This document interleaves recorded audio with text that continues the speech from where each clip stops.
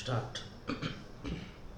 I have listened attentively and with respect to many of the speeches made here, and sometimes I have felt as if I was being buffeted by the ice winds of the Cold War. Coming from a warm country, I have shivered occasionally at these cold blasts. Speaking here in this assembly chamber, an old memory comes back to me. In the fateful summer of 1938, I was a visitor at a meeting of the League of Nations in Geneva. Hitler was advancing then and holding out threats of war. There was mobilization in many parts of Europe, and the tramp of armed men was being heard. Even so, the League of Nations appeared to be unconcerned and discussed all manner of subjects except the most vital subject of the day. The war had not started then. A year later, it descended upon the world with all its thunder and destructive fury.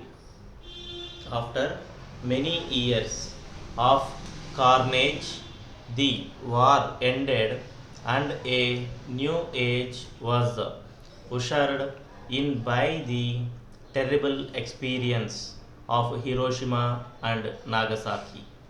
Fresh from these horrors, the minds of men turned to thoughts of peace, and there was a passionate desire to put an end to war itself.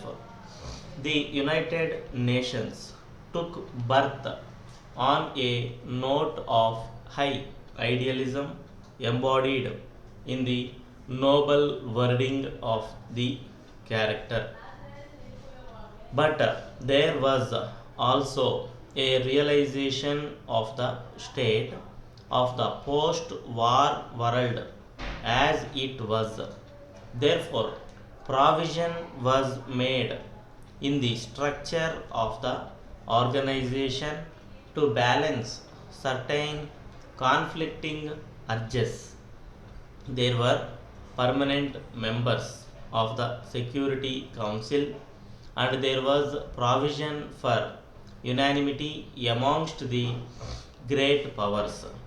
All this was not very logical, but it represented certain realities of the world as it was, and because of this, we accepted them.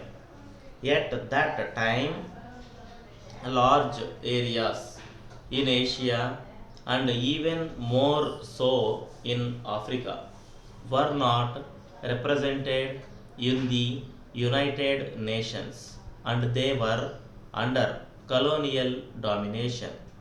Since then, the colonial part of the world has shrunk greatly, and we now welcome here many countries from Africa in their new freedom. The United Nations has become progressively more representative, but we must remember that even now it is not fully so.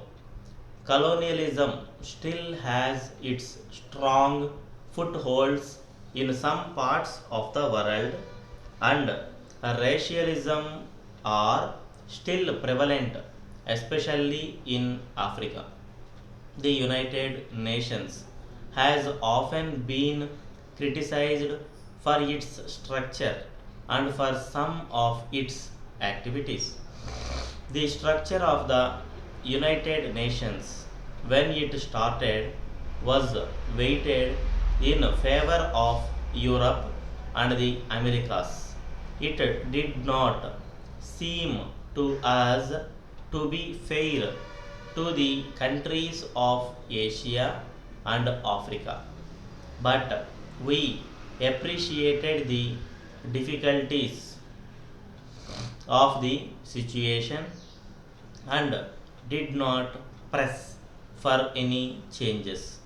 With the growth of the United Nations and more countries coming in, its structure today has become still more unbalanced.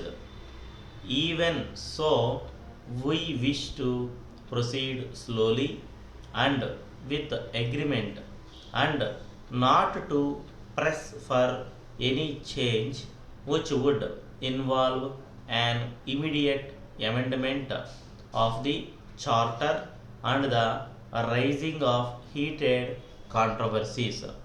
Unfortunately, we live in a split world which is constantly coming up against the basic assumptions of the United Nations. We have to bear with this and try to move even more forward to the conception of full cooperation between nations. That cooperation does not and must not mean any domination of one country by another, any coercion or compulsion forcing a country to line up with another country. Each country has something to give and something to take from others. The moment coercion is exerted on a country, not only is its freedom impaired, but its growth suffers. We have to acknowledge that there is great diversity in the world and that this variety is good and is to be encouraged so that each country may grow and its creative impulse might have full play in accordance with its own genius. Hundreds and thousands of years of history have conditioned us in our respective countries, and our roots go deep down into the soil. If these roots are pulled out, we wither. If these roots remain strong and we allow the winds from four quarters to blow in upon us, they will yield branch, flower, and fruit.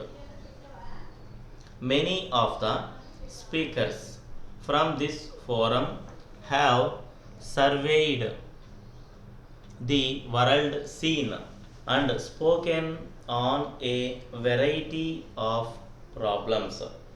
I would like to concentrate on what I consider the basic problem of all.